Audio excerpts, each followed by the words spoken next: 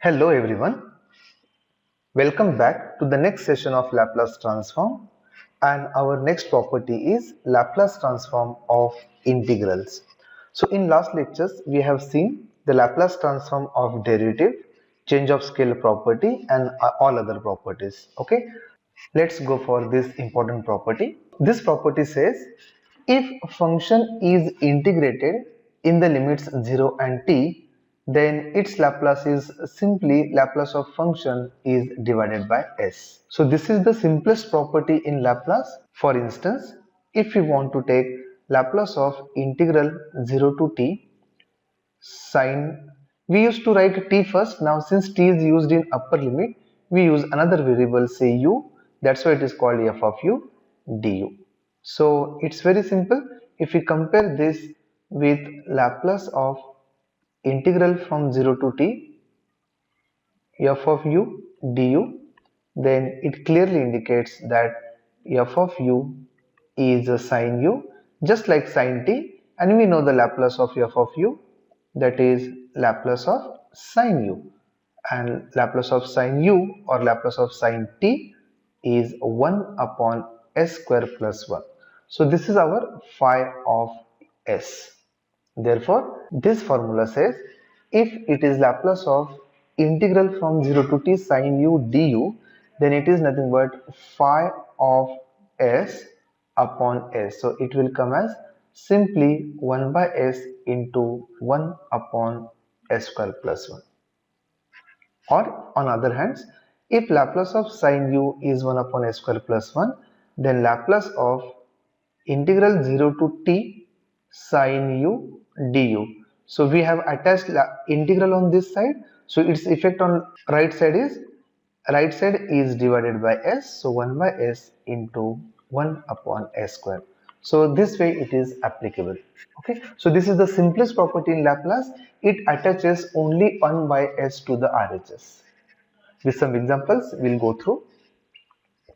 So take very first example, which is very simple to understand, that find Laplace transform of integral 0 to t sine u cos 2u du. If you remember, we had one clue in previous lecture that Laplace of product of two functions is not preferred except the properties, right? So our function is here sine u into cos 2u. So this is product of two function, but it is of the form something sine a into cos b. So we have to express them as addition or subtraction of two functions. So it is nothing but, what is sine a sine b?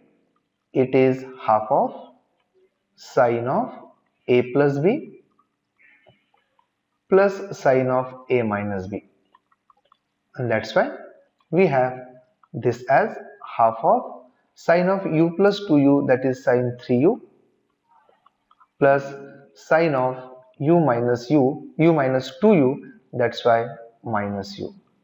Or we can add this as half of sine 3u minus sine u. Okay, so we know the Laplace of these both the terms separately, right? That's why we separated that product into addition or subtraction of two functions, so that we can take Laplace easily. So Laplace of sine u cos 2u. Why we started with sine u and cos 2u? Because integral from 0 to t is a current property. We have left it for a moment. We start with sine u cos 2u. So Laplace of sine u cos 2u is nothing but half of Laplace of this separation cos minus sine u. Consider this u as t, so we get Laplace of sine 3t, that is a, that is 3 upon s square plus a square, which is 9, minus here value of a is 1, that's why 1 upon s square plus a square, that is 1. So here Laplace of sine e cos 2u is done. Now let's attach one property which is required from the example 0 to t. So what is the effect of this property on RHS? RHS is multiplied by 1 by s. So it is simply 1 by 2s and the bracket as it is. That is 3 upon s square plus 9 minus 1 upon s square plus 1. So this is simple example to understand the properties effect. So whenever integral with this standard limits 0 to t is available in the example, its effect to be given at last, and its effect is simply 1 by s to be attached to the Laplace of rest of the terms. Example, we have find the Laplace of integral again 0 to t u e raised to minus 3u cos square u. Now you can see here, first integral is our current property. U is nothing but multiplication by t property because u is the t here.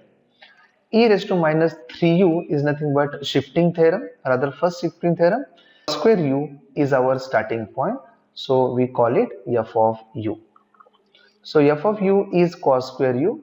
That's why it is the product of two functions, cos u into cos u. It will not work, but we can write it as half of 1 plus cos 2u.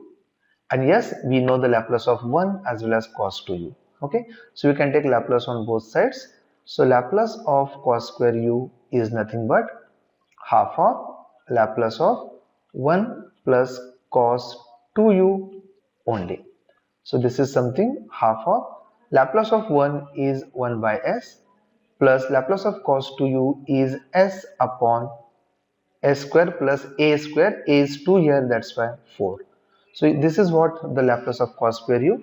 Now let's attach property u first. They are in product form, we can shuffle them, right? So we attach u into cos square u. So u is nothing but t here. So this is the property multiplication by 1t. What is the effect of multiplication by t? It is 1t, that's why 1 minus sign, 1 derivative of phi of s. That's why it is minus half, and derivative of 1 by s is minus 1 by s square plus derivative of s upon s square plus 4 will be u upon v rule. So denominator as it is, derivative of numerator is 1 minus numerator as it is, derivative of s square plus 4 is 2s whole upon denominator's square. And that's why we will simplify this. So we'll take minus half as it is. This is minus 1 by s square. Now s square minus 2s square is minus s square. So 4 is positive. We will write 4 minus s square here upon s square plus 4 square. Okay, if we take minus sign inside, we get half of 1 upon s square. We can leave this plus sign as it is, and for this minus sign we can write 4 minus s square as s square minus 4, just to make all the terms positive. It's not requirement, but to avoid the confusion. This is what Laplace of u into cos square u. So we have u and cos square u. Now let's attach exponential term. This exponential term is nothing but shifting theorem. So we attach exponential term to the left side, that is u into e raised to minus 3u into cos square u. What shifting theorem says? What is the effect of exponential term attached on left side? Every s of right side is replaced by s plus a. Its effect as phi of s plus 3. Therefore, for this step we have phi of s, this term. So what is s plus 3? Why s plus 3? Because e raised to minus 3u is there. That's why every s is replaced by s plus 3. So it will be half of 1 upon s plus 3 square plus s plus 3 square minus 4 upon s square means s plus 3 square plus 4 bracket square. We can simplify a little. This is half of 1 upon s plus 3 square plus, this is something s square plus 6s plus 9 minus 4 is plus 5.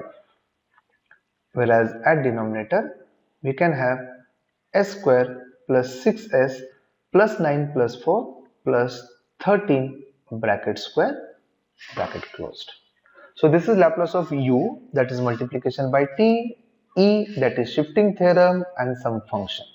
Now what is remained? Only integrals. So let's attach integral So we are at the last property, 0 to t u e raised to minus 3u cos square u du. So very simple property, just we are looking at. So when integral is attached to left side, right side is attached by 1 by s only, so it takes the form. Now for us this is phi of s for next step. So this becomes 1 by 2 into s. This s is the part of integral impact, okay, whereas rest of the part as it is. S plus 3 square plus s square plus 6s plus 5 upon s square plus 6s plus 13 square. That's it. So this way, this example gives us revision to all previous properties, multiplication by t-shifting theorem and the Laplace transform of integrals. One more example of this kind. So example number 3. So we can see here exponential term is there, so it will work as shifting theorem. This integral is nothing but our current property. U is nothing but the multiplication by t property, bacha sine 3u. So we start with sine 3u. So f of u is equal to sine 3u. It is in standard form, so we can take Laplace of sine 3u directly. So it is sine at. So a value is 3. So a upon s square plus a square, that is 9. So let's attach one by one property. Note here, in previous example we shifted u and e raised to minus 3u with each other, but here it is not possible because in between we have integral sign, so we cannot have choice here. So let's go serially from right to left. So sine 3u is done. Now attach u. U is nothing but our previous property, multiplication by t. That's why the effect of multiplication by t is minus d ds of phi of s. For this step, our phi of s is the previous term. Therefore, it gives us minus d ds of 3 upon s square plus 9. So if we differentiate 3 outside, this is something 1 upon function form. So its derivative is minus 1 upon denominator square into derivative of denominator, which is 2s. So altogether we get 6s upon s square plus 9 whole square. So u sine 3u is over. Let's attach next property, that is integral. So integral 0 to t u sine 3u du. So effect of this is only this phi of s now is attached by 1 by s. Therefore it takes the form 1 upon s 6s upon s square plus 9 square. So cancellation of s will happen here. Therefore LHS is equal to 6 upon s square plus 9 whole square.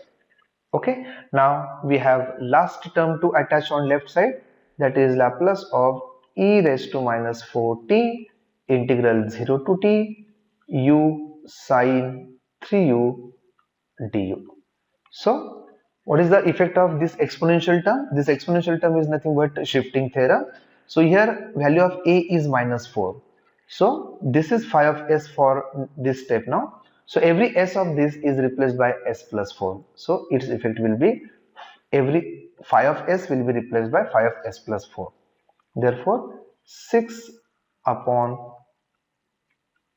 s plus 4 square, it was s square, now it is s square s plus 4 square plus 9 whole square, and that's why finally we get 6 upon s square plus 8s plus 16 plus 9 is plus 25 whole square, and that's it. So very simply we can see we are starting from right term to left and we are attaching one property, we are giving its effect, we are solving further, and then we are ready for next property to attach. Attach left side with the property, give its effect on right side. Like that we get all the conversion of t function into s function. Thank you very much. In next lecture we will see another property of Laplace.